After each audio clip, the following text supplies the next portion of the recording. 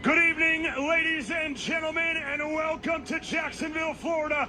Tonight's home for BKB41, the Brawl in Duval 2, where all 8 bouts on the card tonight will take place under bare-knuckle rules inside the smallest surface in combat sports, BKB's Mighty Trigon. And we open our main card with 5 3-minute rounds in the super middleweight division, brought to you by AMG Accident Medical Group. Our referee in charge when the bell rings is Wayne Spinola.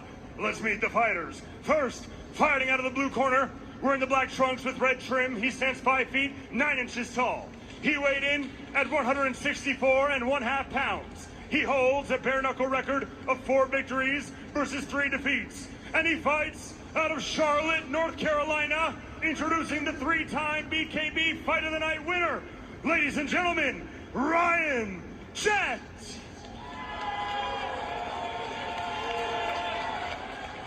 And now his opponent standing across the Trigon, fighting out of the red corner, wearing the white trunks. He stands 5 feet 11 inches tall.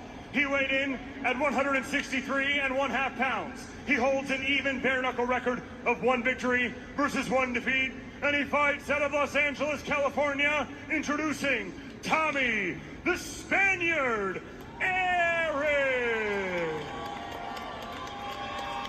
Let's go, baby.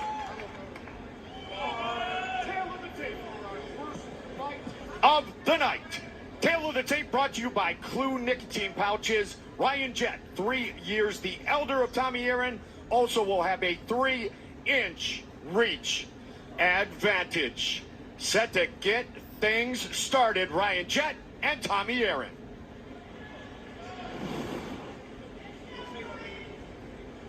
Okay, fighters, come to scratch. Fighters ready? Fight! Here we go! The Spaniard Tommy Aaron in the white trunks, Ryan Jett in the black trunks.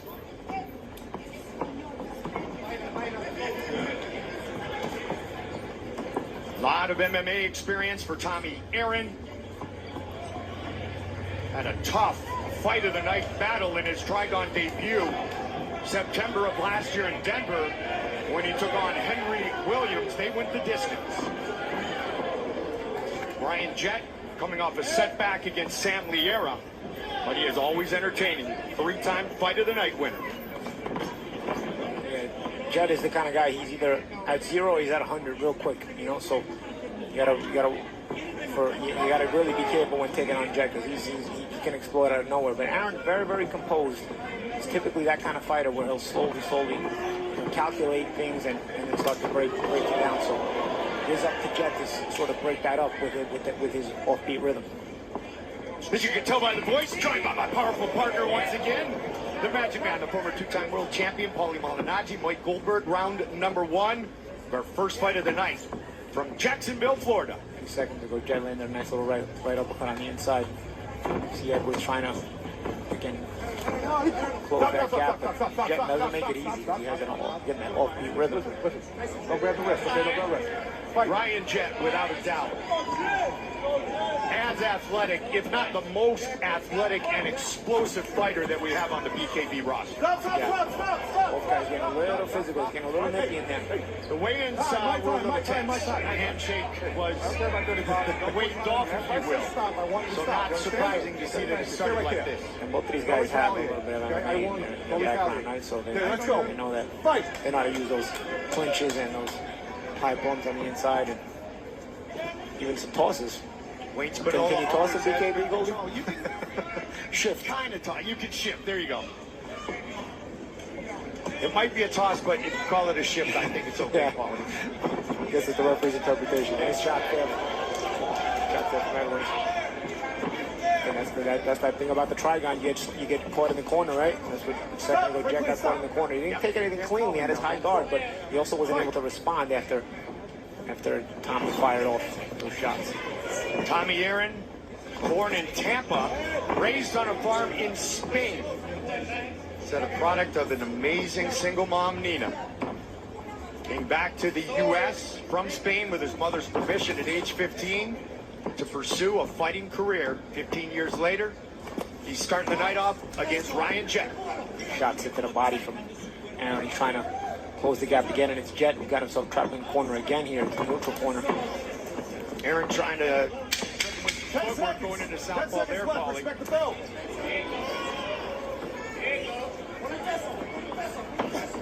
Good first round.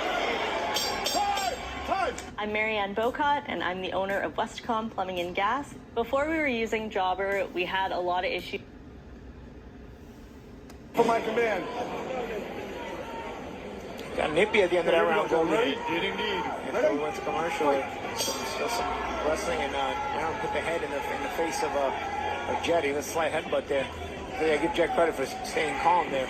But Aaron also seems a little frustrated with Jett's explosive closing of the gap, because when he explodes like that, it makes it really, really physical and sort of brings out some temper in Aaron as well. As Aaron now spits out some blood, he might have got caught with a good shot on the mouth here. Aaron said to us in the fighter meetings, he won't be able to get under my skin. I think Ryan got a little bit under a layer or two in the first round. Swing and a miss. They work in the corner. Good movement from Ryan Jett. Ninth fight in the Trigon for Charlotte, North Carolina's Ryan Jett. Second Trigon battle for Tommy Aaron. And a good matchup to get us underway. Jett has drawn blood. Yeah, I think there's those short little uppercuts here. He dips in and gets some good weight on those shots. Well, we definitely found out a lot about Tommy Aaron when he fought Henry Williams. Going the distance, Williams scored knockdowns in the first and third round, but Aaron is durable, as is Ryan Jett. Yeah, Jett, we found a lot about Jett when he fought Cup Vulcans too. A lot of character. Both of these guys, real tough guys. Stop, right clean. Stop, right clean. Fight.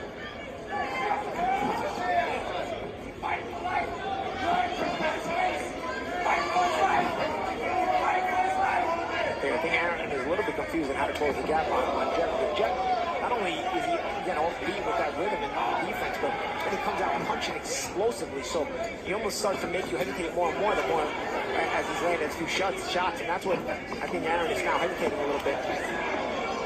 Aaron turns the corner. Jett pushing the pace. Nice shots here by Aaron. This is the Spaniard. The only time Ryan Jett's been stopped was in that fight you just mentioned against Cavani. My time. Next Shot quarter. there.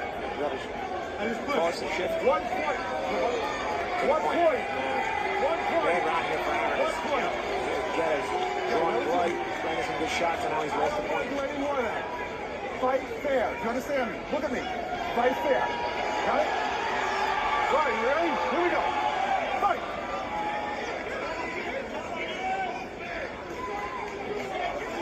You see again a little bit of hesitation now. Nice shot there from Jett, and that's why there's a hesitation, because it doesn't seem like Edwards can get a rhythm on or a timing on the way Jett explodes out of nowhere. So Edwards is trying to close the gap, but he's not able to sort of time the explosiveness of Jett again there as he's trying. And you know what? The more you hesitate, it's actually worse. You might as well just enter and that's it. You know, you walk into. If you take your time entering and you don't have any of that offbeat stuff back to Jett, he's going to land that shot. Good left hook to the chest. 10 seconds. Aaron has to move his head. Aaron has to move his head on the way in. No. Stop. That's a slip. Ready? Fight. Time. At Stanley Steamer, we know. Okay, ready, guys? Here we go. Fight. High level of physicality, always inside a bare knuckle boxing Trigon battle, but this one has been particularly physical. A lot of work in the clinch, a lot of strength, a lot of inside boxing. But a big second round for Ryan Jett. Yeah. Point deduction for Tommy Aaron. And Aaron is going to have to figure out a way to close that gap a little bit more deceptively. There he tries a big hook. Gets it a little bit smothered, but he's going to have to move his head on the way in. Now he's in here. At least when he's in, he's got to make it count. But watch him on the way in here now, because he's walking to so many shots. He's a little bit hesitant. Using the jab is very key as well. He's got to get back to that jab. He just used it there. That's something that can back up Jett a little bit. And that worked. That's a good shot. Set up a huge uppercut, I think. You could hear it. 6, 7, 8, 9, 10.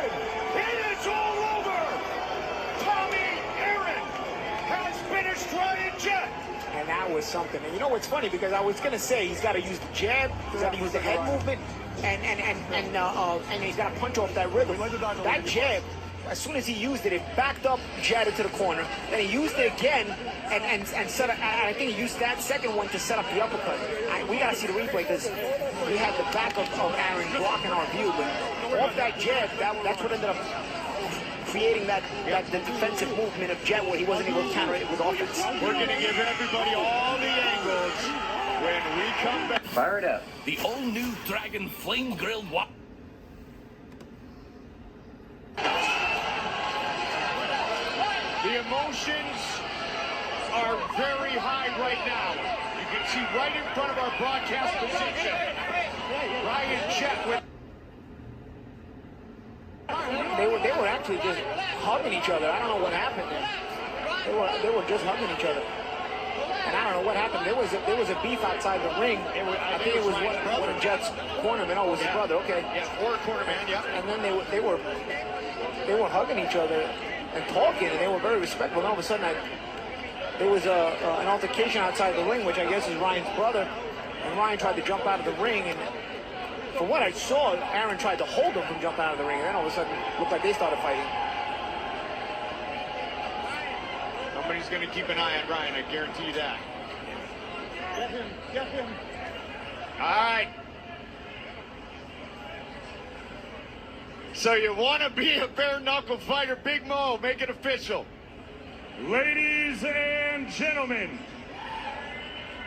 referee Wayne Spinola calls a stop to this contest at 54 seconds of the third round, declaring your winner by knockout, Tommy, the Spaniard, Aaron. Well, it's always interesting when Ryan Jett enters competition. Definitely interesting to start things off tonight. He makes the emotion work for him sometimes, makes the emotion work against him sometimes. You know, I'll tell you what, I thought he did a really good job of staying calm when he took that headbutt at the end of the first round and the second round, and the one of the rounds. And then the next round he came out, it was in the end of the first round, because then in the second round he came out and had his best round, you know, and I thought he did a really good job getting off beat and exploding in. And I thought, you know, he drew blood from Aaron, and I thought the momentum was changing in the favor of Jett, or at least going in the favor of Jett, because the first round was close. Then Jett, you know, Aaron came out in the second round, made that adjustment with the jab, and the round didn't even really get started. I mean, he backed him into the corner. Jett always had the habit of backing himself in the corner, even when he was doing well. But this time, Aaron disguised the shots with a jab first. And what that jab does, it makes you make that first defensive move instead of allowing Jett to sort of attack you on the way in. Now Jett can't attack you on the way in because you put the jab on him. So Jett has to make a defensive move. And I guess that whatever defensive move, we didn't get the replay, but whatever defensive move it was, made him very drop into that uppercut. One quick second before we look at the rest of the